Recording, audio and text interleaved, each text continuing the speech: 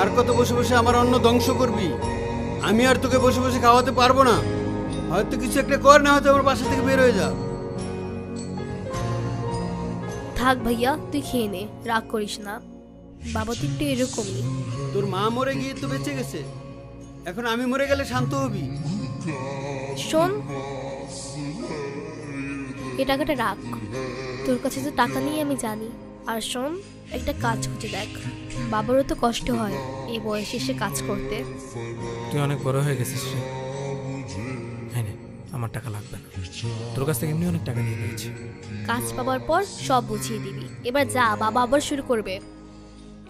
আবার কিছু একটু করা লাগবে, আমি আর পারছি না বাবার এই কষ্ট দেখতে। কোন ছেলে গ্র্যাজুয়েশন করার পর বেকার থাকে, বাবার টাকা বসে বসে খায়। আল্লাহ যদি দুটো অপশন দিত না দুনিয়াতে পাঠানোর আগে, হয়তো গরিব করে জন্মাও, হয়তো গরিব করে জন্ম নিয়ে মরে যাও, তাহলে আমি দ্বিতীয়টাই বেছে নিতাম। জানো, গরিব করে জন্ম নিয়ে মরে যাওয়াটা অনেক সহজ, কিন্তু গরিব করে বেঁচে থাকা অনেক কষ্ট, অনেক। এসে তুমি এখন আমার সাথে আছো, কিছুদিন পর তুমিও থাকবে এই অপেক্ষা। তুমি পাগল হয়েছো? ছেলেগুলো তো অনেক আগেই চলে যেতাম, 3 বছর অপেক্ষা করতাম না।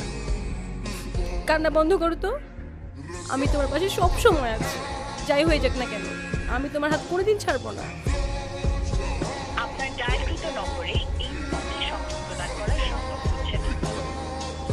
The number you are calling is unreachable at this moment.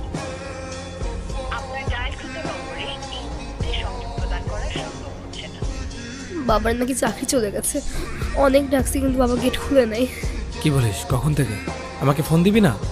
সন্ধ্যা থেকে তোকে ফোন দিছি, ব্যস্ত পাইছি।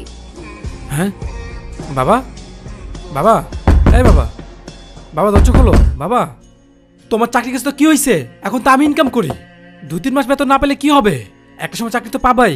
বাবা, বাবার তো কোনো শব্দ আসতেছে না। হ্যাঁ,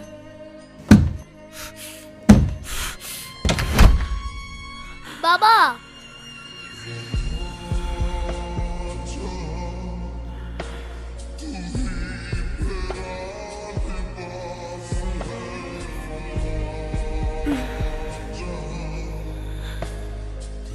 আমাকে মাফ করে দাও, আজ আমার বিয়ে, আমি আমার কথা রাখতে পারিনি।